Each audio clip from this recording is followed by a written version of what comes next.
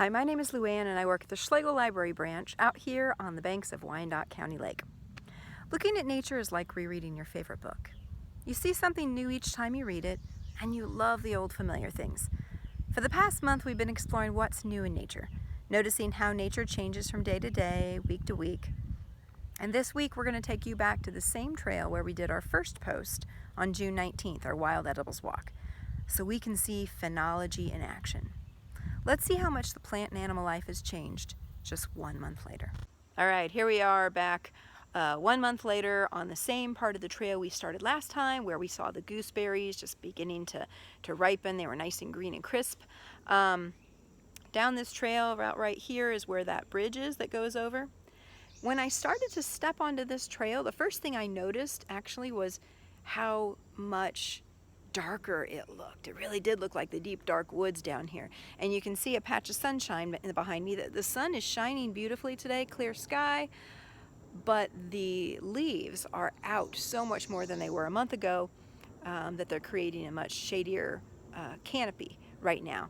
And with that, the ground is much more moist. It's holding the moisture more, which makes it a little stickier out. And it's definitely a little more humid than it was last time we were here. All right, so I went up and down this part of the trail looking to see if we had any gooseberries left. Last month they were all green and crisp, and I like them sour like that. And then I actually did come along a different part of the trail and gathered some ripe ones that were more purple. This is the only little guy that I found left out there.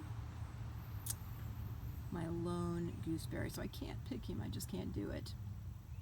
I found another one. So here is one of the ripe gooseberries right here. And most of the ones on the bushes now have probably been eaten by the animals out here, but here's one ripe one right here. I don't know, should I eat it? I kind of want to. I didn't eat it. Some insect already beat me to it. Alright, so I'm actually on the bridge. We just came from this way. And I wanted to show you this tree right here. This is, well, let me get closer. Let's see if you can recognize this tree before I tell you what it is. There's a famous song about this tree that I will not sing to you. I will spare you that. He's been eaten on this one.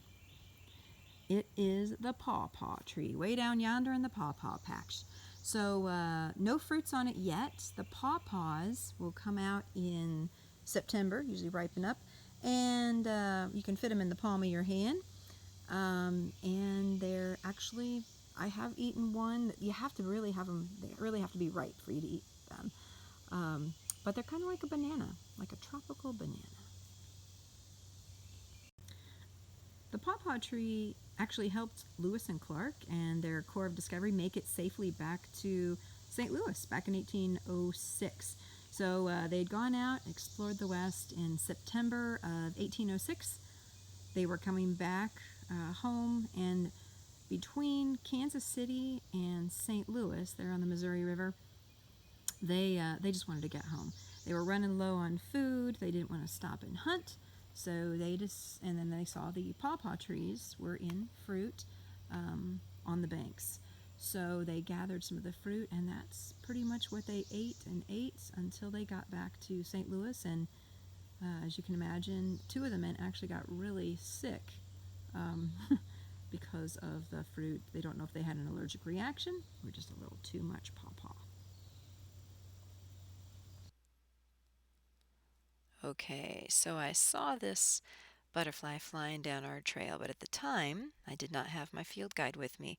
And on first glance I saw that it was yellow and black, and I thought, oh, tiger swallowtail, because that's a typical one we see out here.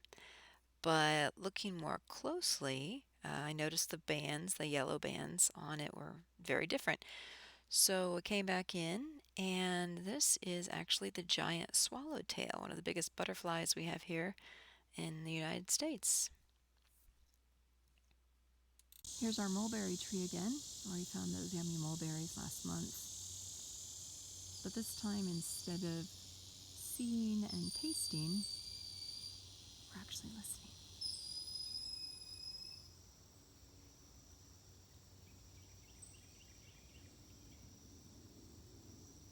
two things that you probably just heard. One was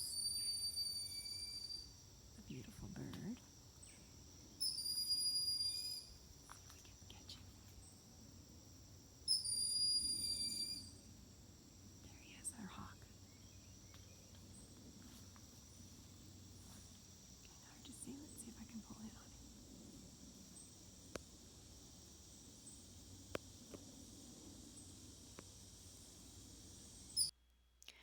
Okay, just like I had to do research on the butterfly, when I came back in, I researched the hawk and went to the Cornell Lab of Ornithology website and listened to recordings of different hawk calls, and we found out that it was actually the broad-winged hawk.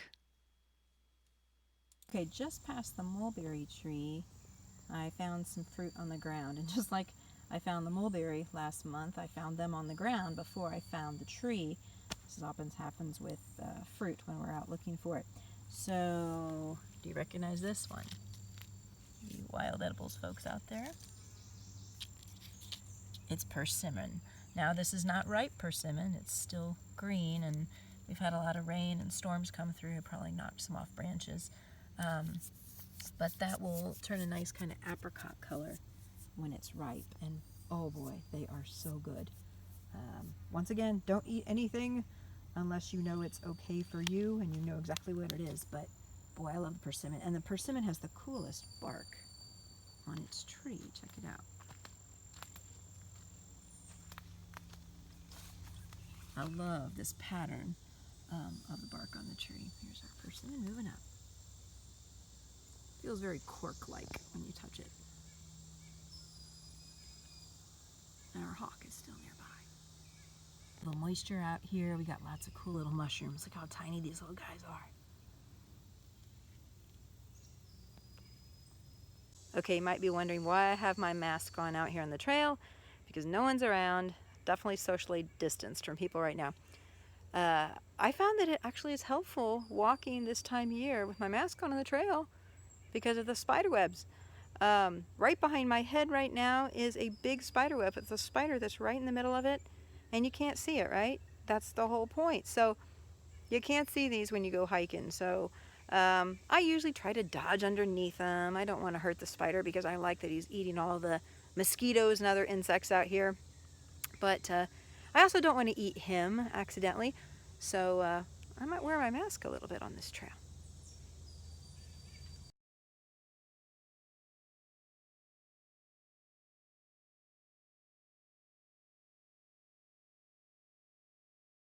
So that I don't end up destroying all the webs around here. If I can get under them, I will. If I can't and they're really low, I end up taking a stick like this and just gently pulling the web on one side till I can get it there.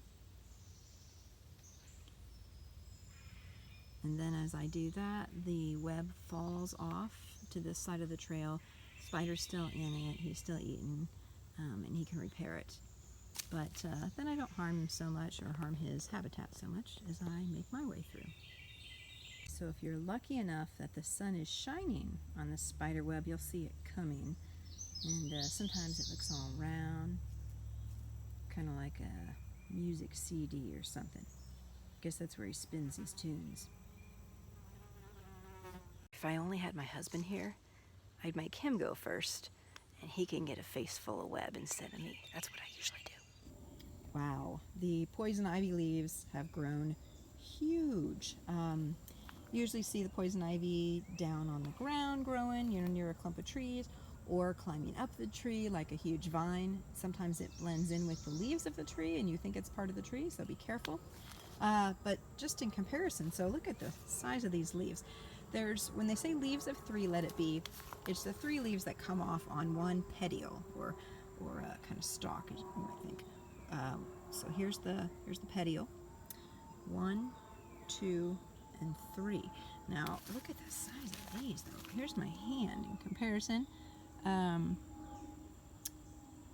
not going to touch it, of course. Now what if I accidentally touched it? Somebody says, well, what if I'm out hiking and I can't go wash my hands right away? Because obviously if you touch poison ivy right away, just go wash your hands.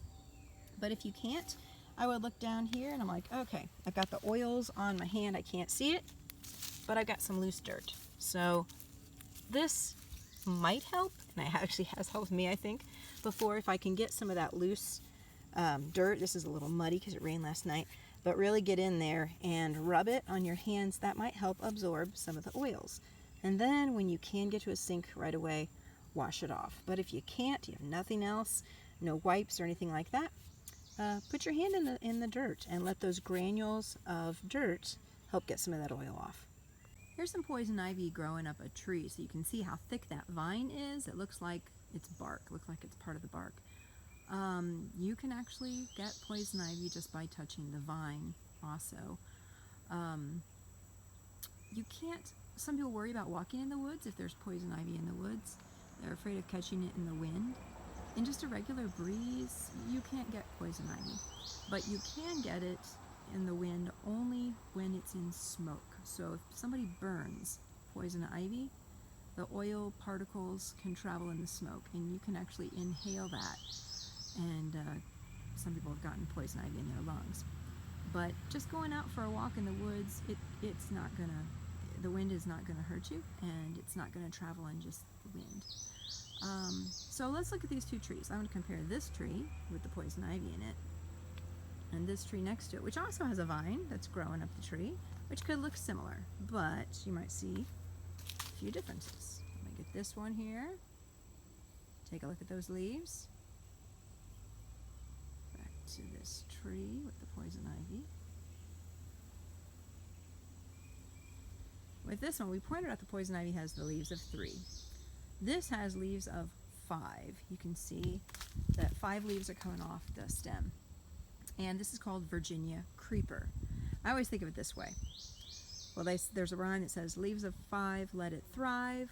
Leaves of 3, let it be. I remember this way too. If you can't remember rhymes, if you're horrible with rhymes, think about your hand. Look, my hands are still dirty from getting that poison ivy off. But think about it. You have 5 fingers. This has 5 leaves on there. High five, you're okay. This one's okay. But this one you would never give a high five to. Only 3 leaves, let it be.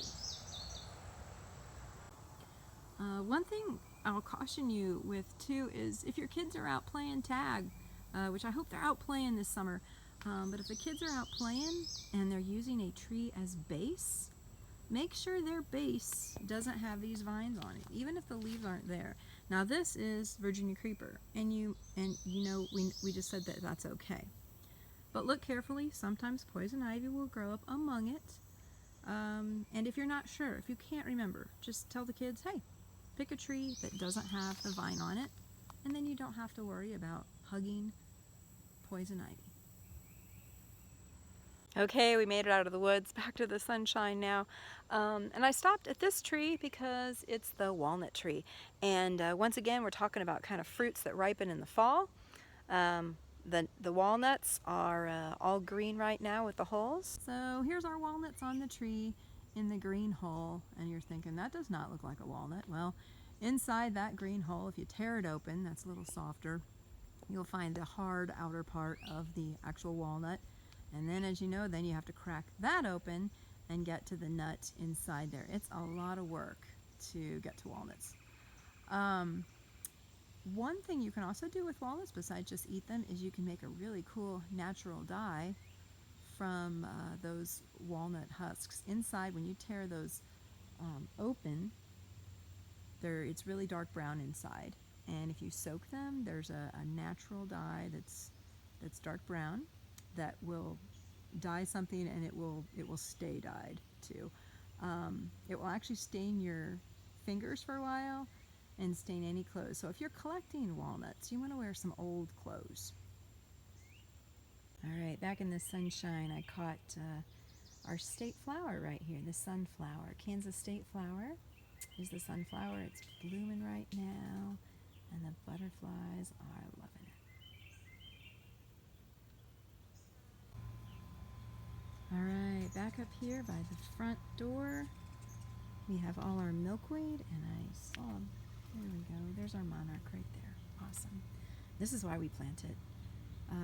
Right now the monarch's just getting some nectar, but hopefully she'll lay her eggs on this plant.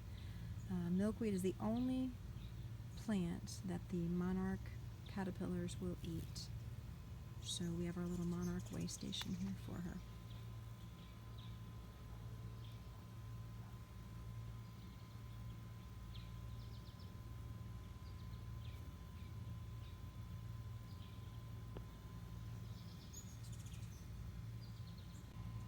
Okay, we actually caught her. She's laying her eggs here.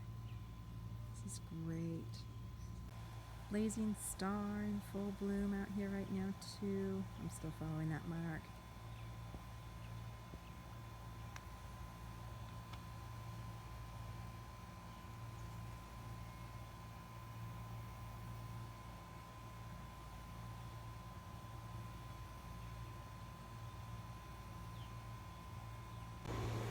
To really see how much nature can change in just 1 month's time in the same place, you can go to our KCKPL blog on the June 19th post and check out last month, and then compare it to today's post to see what you notice has changed in nature.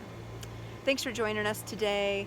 Join us again next week when we discover what's new in nature, KC.